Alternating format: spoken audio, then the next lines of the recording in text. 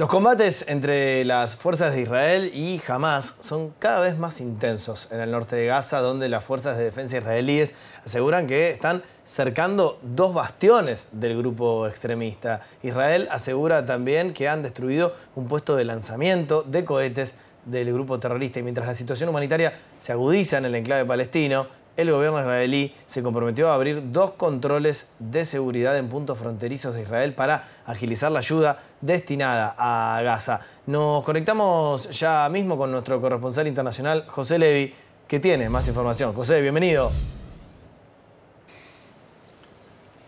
Hola Nacho, primero quizás destacar unas declaraciones totalmente que no se esperaba ocurriera algo así, en las cuales Joe Biden asegura que habría que llevar a un cambio de gobierno en Israel. O sea, que Benjamin Netanyahu debería cambiar la composición de lo que es su gabinete actual, el cual, afirma Joe Biden, sería el más conservador de la historia de Israel, que se opone, por ejemplo, a una solución de 2 estados, uno israelí y el otro palestino. Lo que asegura también Joe Biden es que todo esto está llevando a que el apoyo internacional a Israel vaya disminuyendo. Esto después de que ayer también hiciera otras declaraciones en las cuales destacaba el apoyo inquebrantable, decía, de Estados Unidos a Israel, pero ahora vemos como de alguna forma intenta influir en la política interna de otro país, algo que suele ser muy raro en las relaciones internacionales.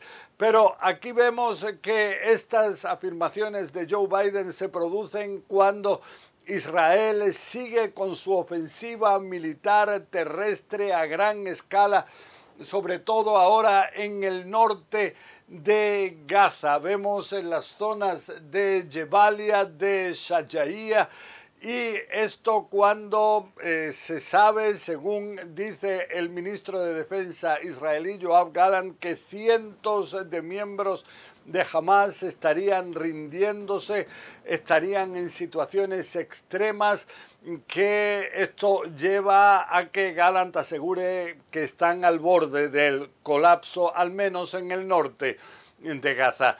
Y aquí tenemos, por ejemplo, en un hospital de Bet Lahie, que también está en esta zona, donde fuentes palestinas aseguran que el ejército israelí ha entrado en el hospital y está interrogando a los equipos médicos, a las enfermeras. Dicen en Israel que ellos verifican todos aquellos lugares que son bastiones, afirman, del movimiento Hamás. Ya en el pasado, en otras ocasiones, también aseguraron que en otros hospitales, especialmente Shifa en Gaza, también había una actividad central del movimiento Hamás. También de forma paralela hay que señalar que en Jebalia, aquí las tropas israelíes aseguran haber encontrado y trasladado a Israel los cuerpos sin vida de 2 de los rehenes que fueron capturados por el movimiento Hamás, por terroristas, el pasado 7 de octubre y fueron llevados al interior de Gaza. Ahora los cuerpos sin vida de un soldado de 36 años y de una jovencita de 28 que estaba en el festival de música Pro Paz que había en el interior de Israel, pero fue secuestrada aparentemente con vida, aunque estuviera herida al interior de Gaza.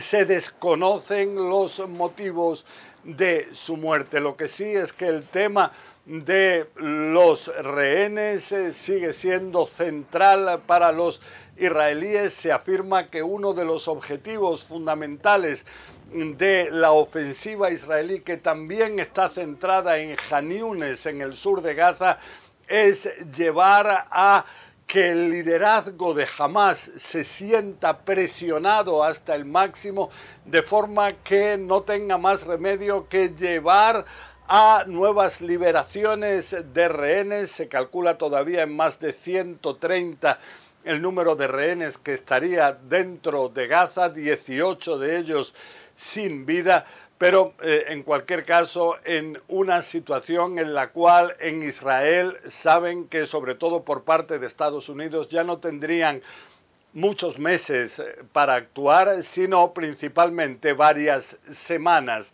para finalizar con la ofensiva militar terrestre a gran escala. Luego podría haber operaciones militares bastante más limitadas. Nacho. Bien. José, recién algo adelantábamos, pero te quiero preguntar a vos como especialista, ¿qué se sabe sobre esta apertura este martes de 2 controles israelíes para poder verificar la entrada de ayuda humanitaria a Gaza? Bueno, se trata de 2 controles que se encuentran en la frontera entre Israel y Egipto. Concretamente el control de Kerem Shalom y el control de Nitzana. ¿Qué es lo que pasa? Hay únicamente un paso fronterizo abierto de Gaza y es con Egipto, el paso de Rafah. Entonces lo que ocurre es que ellos no dan abasto, así afirman las autoridades egipcias, para poder permitir la entrada de decenas, si no cientos de camiones por día. Y entonces ahora uno de los acuerdos que hoy ha comenzado a llevarse a cabo es que estos camiones, antes de entrar por Rafah a Gaza, puedan ser verificados en 2 zonas dentro de Israel, en estos 2 pasos fronterizos de Kerem Shalom y de Nitzana, y que posteriormente, cuando Israel ha verificado que dentro de estos camiones no hay, por ejemplo, armas para Hamas, entonces estos camiones regresan a Egipto, van otra vez al paso fronterizo de Rafah y entonces entran dentro de Gaza. Pero ahora también tenemos una petición especial de Estados Unidos a Israel de que, a pesar de que el 7 de octubre decidió cerrar todas sus fronteras terrestres con Gaza, abrir de manera extraordinaria sobre todo el paso fronterizo de Kerem Shalom directamente entre Israel y Gaza, sin que tengan que pasar los camiones de nuevo por Egipto, y de esta forma poder agilizar todo el proceso y poder permitir un aumento en la ayuda humanitaria que llega a la Franja de Gaza.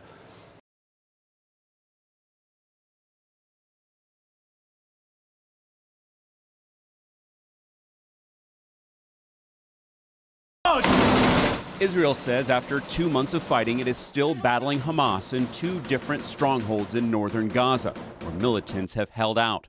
But Israel claims they are now on the verge of being dismantled. One area is the Jabalia refugee camp, where residents said dozens of civilians were killed over the weekend. Since the fragile week-long pause in the fighting ended, Israel has pounded the Gaza Strip and focused on the south in Khan Yunis, the second largest city there, where Israel believes senior Hamas leaders may be hiding. As Israel expands its operations, the number of civilians killed and wounded grows. The entire house fell on my head and I was pulled from underneath the rubble, this woman said. We would have been better off dead with my children rather than living in this grim reality. An urgent appeal was issued by the IDF this weekend for even more civilians to evacuate parts of Khan Yunis, but it's unclear how many would have heard the orders. And it isn't a guarantee of safety, or shelter, medicine, food, and water, which are all in short supply. We were displaced from the north to the south for safety, but there is no safety in the south, this woman said. It has led to deteriorating, chaotic scenes. The United Nations Secretary General warning that public order will completely break down soon. The situation is very challenging, but I think that the state of Israel does much beyond our obligations by the international humanitarian law. You call the situation in southern Gaza challenging. Last month, you denied that there was a humanitarian crisis in Gaza. Do you acknowledge now that there really is a dire humanitarian crisis? What I'm saying is, like I've said, the situation is very, very challenging. But it's not a crisis in your opinion? As I see it, it's a challenge. It's a huge challenge. When the United Nations Security Council held an emergency session on Friday to vote on a ceasefire resolution, the United States was the only country to vote against it, vetoing the resolution. The UN vote coming the same day that the Biden administration used an emergency maneuver to bypass Congress and approve the sale of 14,000 more tank rounds for Israel. Today in Jerusalem, Palestinian areas protested the war with a general strike, also seen in the West Bank, Lebanon, and Jordan.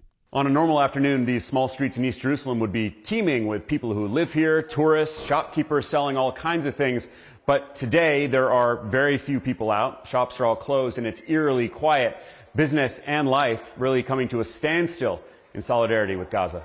Israel has created an amount of hatred that will haunt this region, that will define generations to come, and therefore it's hurting its own people as much as it is hurting everybody else in the region. This is a war that cannot be won. Alex Marquardt, CNN, Tel Aviv. We count the years by how many wars our kids survive. Weeks before Palestinian professor Rafat Al-Aria was killed by a strike in Gaza, he gave what would be his last interview with CNN. He gave CNN permission to release the audio of his interview if he did not live through the war.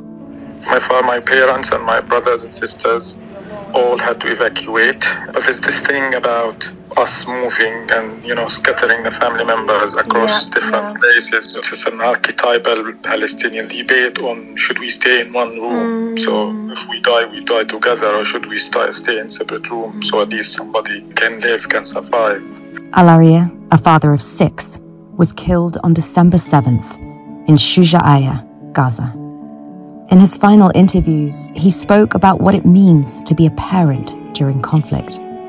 The toughest thing, parents' feeling of helplessness and despair, your inability to provide the protection, the safety, even the love and the hugs. You want to hug your kids like you usually do, but you don't want to do it because you don't want to feel or make them feel that this is like a farewell hug. What Israel is saying is they essentially are absolving themselves of that responsibility if civilians are killed once they tell people to move out of those areas. But Eleni, the way that they're doing it doesn't necessarily mean that the message is getting across. They're posting it on social media. They're dropping leaflets with QR codes that then take you to a website with a very complicated map. And as we've reported extensively throughout this conflict, there have been repeated blackouts, whether localized or all across Gaza, where people haven't been able to get online. They can't use their phones to get onto the internet. And then even if they were able to, they'd see this incredibly complicated map. The other day, Israel dropped a leaflet in southern Gaza around Khan Yunis that had a surah, a verse from the Quran that referred to Noah's warning about a flood coming, and it was rather cryptic, but it appeared to be sort of a rather ominous warning, telling the people in Khan Yunis to get out because the fighting is about to intensify, and that's exactly what we've seen, Eleni.